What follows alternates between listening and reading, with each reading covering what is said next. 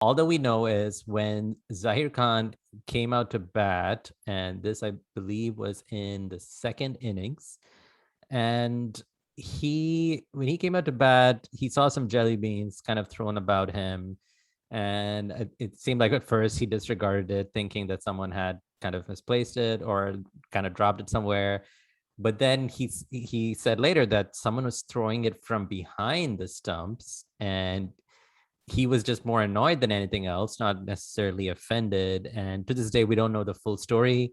The English players just dismiss it as some sort of playful thing, like a prank almost. But the narrative since then is that incident fired up Zaire Khan to pick up 5 wickets in the next. Um, I'll just say that I don't really think that necessarily did it, because if you see the scorecard, England scored 355, Michael Vaughan played 124. Yes, Zaire Khan picked up 5 wickets, but England still batted well.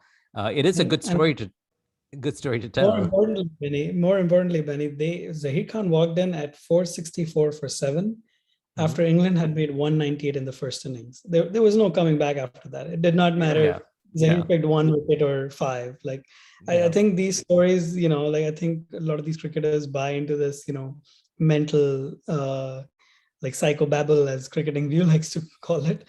And I think it's always like, if whenever you try to take a deeper dive into these incidences, you'll realize, yeah, it was more execution.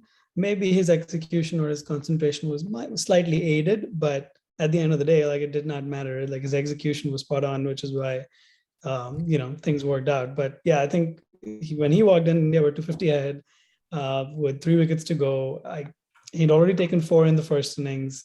So it's not like he was, struggling in the first innings and suddenly he came back to take five. He took four in the first innings, came back and took five in the second. And he I had yeah, a great I'll push series it on too. that. Yeah, he did. To add to Mark's point, he had an amazing series, and he even went on to win Man of the Series